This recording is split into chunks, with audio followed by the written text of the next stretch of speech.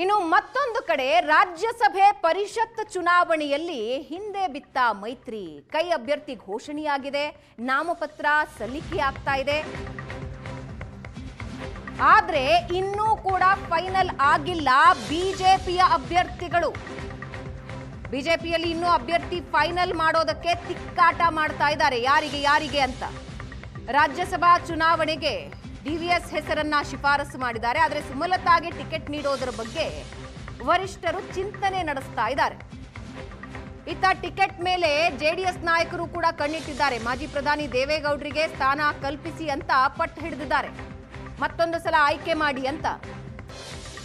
High command ಮೇಲೆ ದಳಪತಿಗಳು ಒತ್ತಡ ಹೇರ್ತಾ ಇದ್ದಾರೆ. ದೇವೇಗೌಡರಿಂದ ತೆರವಾಗಿರೋ ಸ್ಥಾನ ಮತ್ತೊಂದು ಸಲ ಆಯ್ಕೆಯಾಗಲಿ ಅಂತ.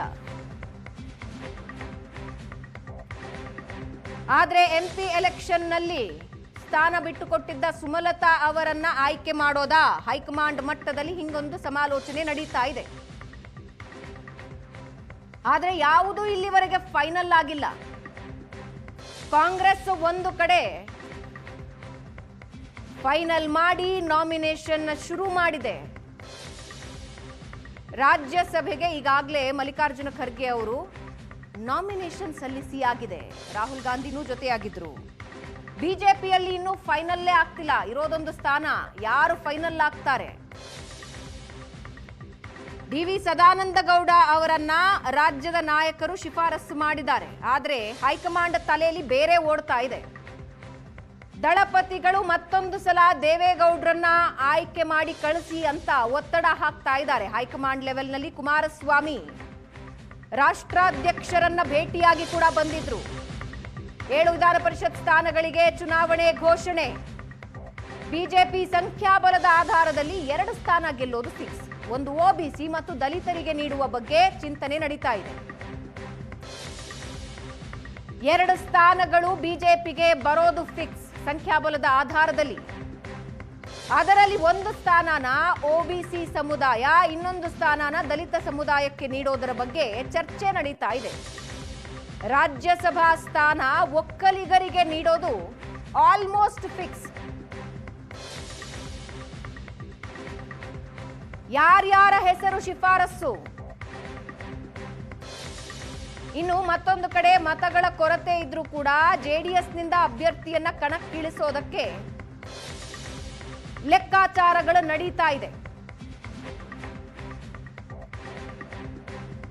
ಪರಿಷತ್ ಸ್ಥಾನಕ್ಕೆ 5 ಹೆಸರುಗಳನ್ನ ಶಿಫಾರಸು ಮಾಡಿದೆ ಬಿಜೆಪಿ. ಯಾರ್ಯಾರು? ಬಿಜೆಪಿ ಕೋರ್ ಕಮಿಟಿಯಿಂದ ನಿರ್ಮಲ್ ಕುಮಾರ್ ಸುರಾನಾ, ನಳಿನ್ ಕುಮಾರ್ ಕಟೀಲ್, ಸಿ ಮಂಜುಳಾ, ಎನ್ ರಮೇಶ್, ರಘು ಕೌಟಿಲ್ಯ ಸೇರಿ ಪ್ರಮುಖರ ಹೆಸರನ್ನ ಹೈಕಮಾಂಡ್ ಶಿಫಾರಸು ಮಾಡಿದೆ. ಇರೋದು 2 ಸ್ಥಾನ. ಆದ್ರೆ ಸಂಖ್ಯಾಬಲದ ಕೊರತೆ ಇದ್ರೂನು ಜೆಡಿಎಸ್ನಿಂದಲೂ ಅಭ್ಯರ್ಥಿಯನ್ನ ಕಣಕ್ಕೆ ಇಳಿಸೋ ಸಾಧ್ಯತೆ ಇದೆ. 3ನೇ ಅಭ್ಯರ್ಥಿಯಾಗಿ ಬಿಎಂ ಫಾರೂಕ್ ಅಭ್ಯರ್ಥಿಯಾಗೋ ಸಾಧ್ಯತೆ ಇದೆ. ಈ ಬಗ್ಗೆ ಇನ್ನಷ್ಟು ಡೀಟೇಲ್ಸ್ ಹಂಚಿಕೊಳ್ಳೋದಕ್ಕೆ ನಮ್ಮ ಪ್ರತಿನಿಧಿ ರವಿ ಶಿವರಾಮ್ ಲೈವ್ ನಲ್ಲಿ ಜಾಯ್ನ್ ಆಗ್ತಾ ಇದ್ದಾರೆ. ರವಿ, ಒಂದು ಕಡೆ ಕಾಂಗ್ರೆಸ್ ವೇಗ ಪಡ್ಕೊಂಡಿದೆ. ಜನರನ್ನ ಎಲೆಕ್ಟ್ ಮಾಡೋದಾಗ್ಲಿ, ಅಂದ್ರೆ ಯಾರು ಫೈನಲ್ ಮಾಡೋದಾಗ್ಲಿ, ಅವರ ನಾಮಿನೇಷನ್ಸ್ ಆಗ್ಲಿ, ಎಲ್ಲವೂ ವೆರಿ ಫಾಸ್ಟ್. ಆದ್ರೆ ಬಿಜೆಪಿಯಲ್ಲಿ ಏನಾಗ್ತಾ ಇದೆ, ಒಂದು ರಾಜ್ಯಸಭೆ ಬಗ್ಗೆನೂ ಒಂದು ಕ್ಲಾರಿಟಿ ಇಲ್ಲ, ಮತ್ತೊಂದು ಕಡೆ ಪರಿಷತ್ ಬಗ್ಗೆನೂ ಕ್ಲಾರಿಟಿ ಇಲ್ಲ. ಇಂಟ್ರೆಸ್ಟ್ ಇಲ್ವೋ ಅಥವಾ ಅಭ್ಯರ್ಥಿ ಫೈನಲ್ ಮಾಡೋದಕ್ಕಾಗ್ತಾ ಇಲ್ವೋ? ಏನಾಗ್ತಾ ಇದೆ ಬಿಜೆಪಿಯಲ್ಲಿ?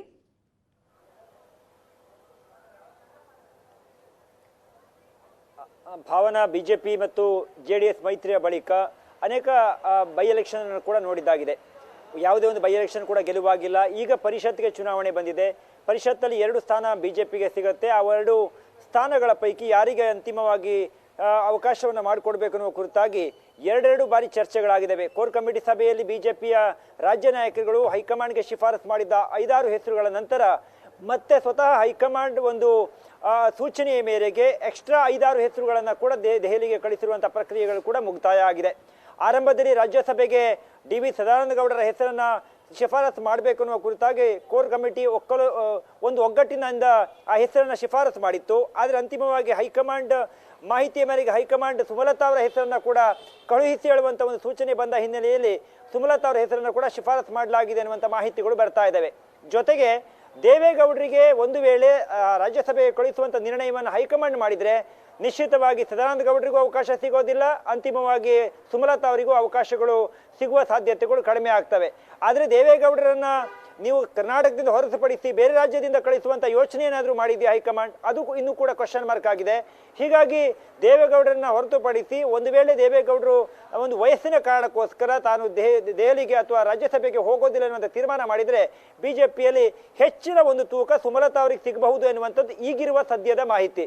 ಅಂತಿಮವಾಗಿ ಹೈಕಮಾಂಡ್ ತಲೆಯಲ್ಲಿ ಬೇರೆ ಯಾವೆಲ್ಲ ಹೆಸರುಗಳು ಓಡ್ತಾ ಇದ್ದಾವೆ ಅನ್ನೋದು ಗೊತ್ತಿಲ್ಲ. ಯಾಕೆಂದ್ರೆ ರಾಜ್ಯ ಬಿಜೆಪಿಯ ಕೋರ್ ಕಮಿಟಿ ಯಾವಾಗಲೂ ಕೂಡ ಹೆಸರುಗಳನ್ನ ಕಳಿಸ್ಕೊಳ್ಳುತ್ತೆ. ಆ ಕಳಿಸಿರುವ ಹೆಸರುಗಳ ಪೈಕಿ ಅದೇ ಆಯ್ಕೆಯಾಗಿ ಬಂದಿರೋದು ಬಹಳ ಕಡಿಮೆ. ಹೀಗಾಗಿ ಕೋರ್ ಕಮಿಟಿ ಕೇವಲ ಚರ್ಚೆಯನ್ನು ಮಾಡಿ ಅಂತಿಮವಾಗಿ ನಿರ್ಣಯವನ್ನು ಹೈಕಮಾಂಡ್ಗೆ ಬಿಡುತ್ತೆ. ಈಗ ಅದೇ ಪ್ರಕಾರವಾಗಿ ಪರಿಷತ್ಗೂ ಕೂಡ ನಳಿಕುಮಾರ್ ಕಟೀಲ್ ಅವರ ಹೆಸರು ಕೂಡ ಚರ್ಚೆ ಆಗಿದೆ. ಎನ್ ಮಹೇಶ್, ತಾವಾಗ ಎನ್ ರಮೇಶ್ ಅಂತ ಹೇಳಿದ್ರೆ ಭಾವನ, ಅದು ಎನ್ ಮಹೇಶ್ ಅವರ ಹೆಸರು ಕೂಡ ಚರ್ಚೆ ಆಗಿದೆ. ನಂತರದಲ್ಲಿ ಸುರಾನ ಅವರ ಹೆಸರು ಕೂಡ ಚರ್ಚೆ ಆಗಿದೆ. ಹಾಗೆ ಒಂದು 5-6 ಜನರ ಮಂಜುಳಾ ಅವರ ಹೆಸರು ಕೂಡ ಶಿಫಾರಸನ್ನು ಮಾಡಲಾಗಿದೆ. ಅಂತಿಮವಾಗಿ ಯಾರಿಗೆ ಅವಕಾಶ ಸಿಗುತ್ತೆ ಅನ್ನೋದನ್ನ ಕಾದು ನೋಡಬೇಕು. ಆದರೆ ರಾಜ್ಯ ಬಿಜೆಪಿಯ ಕೋರ್ ಕಮಿಟಿ ಒಂದು ಅಜೆಂಡಾವನ್ನ ಫಿಕ್ಸ್ ಮಾಡಿತ್ತು, ಒಂದು ನಿರ್ಣಯಕ್ಕೆ ಬಂದಿತ್ತು. ಈ ಬಾರಿ SC/ST ಗಳಿಗೆ ಮತ್ತು OBCಗೆ ಮಾತ್ರ ಅವಕಾಶವನ್ನು ಕೊಡಬೇಕು. ಈ ಹಿಂದೆ ನಡೆದಂತ ಎಲ್ಲ ಬಹುತೇಕ ಚುನಾವಣೆಗಳು ಲಿಂಗಾಯತ್ ಸಮುದಾಯದವರಿಗೂ ಅವಕಾಶ ಸಿಕ್ಕಿದೆ, ಇನ್ನುಳಿದ ಸಮುದಾಯಕ್ಕೂ ಕೂಡ ಅವಕಾಶ ಸಿಕ್ಕಿದೆ. ಆದರೆ ಈ ಬಾರಿ OBC ಮತ್ತು SC/ST ಸಮುದಾಯದವರಿಗೆ 2 ಅವಕಾಶಗಳ ಪೈಕಿಯಲ್ಲಿ ಒಂದೊಂದು ಅವಕಾಶವನ್ನು ಕೊಡಬೇಕು ಅನ್ನುವಂಥ ಚರ್ಚೆಯನ್ನ ತೆಗೆದುಕೊಂಡಿದ್ರು. ಈ ಹಿನ್ನೆಲೆಯಲ್ಲಿ ಬಿಜೆಪಿಗೆ ಯಾರಿಗೆ ಅವಕಾಶವನ್ನು ಕೊಡುತ್ತೆ ಹೇಳೋದನ್ನು ಕಾದು ನೋಡಬೇಕು. ಬಹುಶಃ ಇವತ್ತು ರಾತ್ರಿ ಅಥವಾ ನಾಳೆ ಬೆಳಗ್ಗೆ ಒಳಗಾಗಿ ಪಟ್ಟಿ ಬಿಡುಗಡೆ ಆಗಬಹುದು. ಅದರಲ್ಲಿ ಪ್ರಮೋದ್ ಮಧ್ವರಾಜ್ ಅವರ ಹೆಸರು ಕೂಡ ಇದೆ. ಅವರು ಕಾಂಗ್ರೆಸ್ ಅನ್ನ ಬಿಟ್ಟು ಬಿಜೆಪಿಗೆ ಬಂದಿದ್ರು. ಅವರ ಹೆಸರು ಕೂಡ ಶಿಫಾರಸನ್ನ ಮಾಡಲಾಗಿದೆ. ಬಿಜೆಪಿಯ ರಾಜ್ಯ ಅಧ್ಯಕ್ಷ ಇಳಿಸ್ತಾ ಇದೆಯಲ್ಲ, ಮತಗಳ ಕೊರತೆ ಇದ್ರೂ ಫಾರೂಕ್ ಅವರನ್ನ ಅಖಾಡಕ್ಕೆ ಇಳಿಸೋದ್ರ ಬಗ್ಗೆ ಚರ್ಚೆ ನಡೆಸ್ತಾ ಇದೆಯಂತಲ್ಲ, ಹಂಗಾದ್ರೆ ಫೈಟ್ ಆಗುತ್ತಾ? ಅದು ಸಾಮಾನ್ಯ ಆರಂಭದಲ್ಲಿ ಆಗಿರುವಂತಹ ಚರ್ಚೆ, ಅದು ಬೇಸಿಕ್ ಚರ್ಚೆ ಭಾವನಾ, ಇನ್ನೂ ಕೂಡ ಅಂತಿಮ ಆಗಿಲ್ಲ. ನಾಳೆ ಬಹುಶಃ ಕುಮಾರಸ್ವಾಮಿ ಅವರು ಆ ಬಗ್ಗೆ ಒಂದು ನಿರ್ಣಯವನ್ನು ಕೈಗೊಳ್ಳುವ ಸಾಧ್ಯತೆ ಇದೆ ಅಂತ ಮೂಲಗಳು ಹೇಳ್ತಾ ಇದ್ದಾವೆ. JDS ಯಾರಿಗೆ ಅವಕಾಶವನ್ನ, ಈಗ ಒಂದು ವೇಳೆ ದೇವೇಗೌಡರಿಗೆ ರಾಜ್ಯಸಭೆಗೆ ಅವಕಾಶವನ್ನ ಬಿಜೆಪಿ ಮತ್ತು ಮೈತ್ರಿ 2 ಪಕ್ಷಗಳು ಸೇರಿ ತೆಗೆದುಕೊಂಡ್ರೆ ಪರಿಷತ್ತಿಗೆ JDS ಸ್ಪರ್ಧೆ ಮಾಡುವಂತ ಅವಕಾಶಗಳು ತೀರಾ ಕಡಿಮೆ ಆಗಿರ್ತವೆ.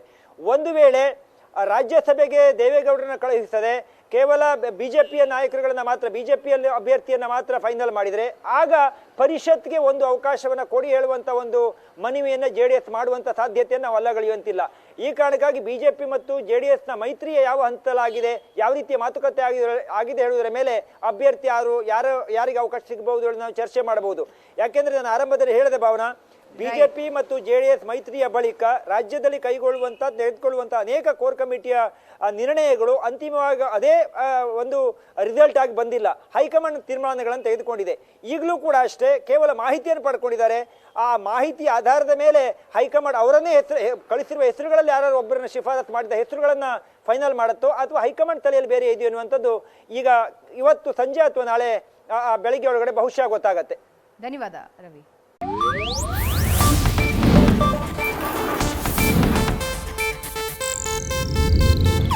ಇದು ಏಷ್ಯಾನೆಟ್ ನ್ಯೂಸ್ ನೆಟ್ವರ್ಕ್ ಪ್ರಸ್ತುತಿ.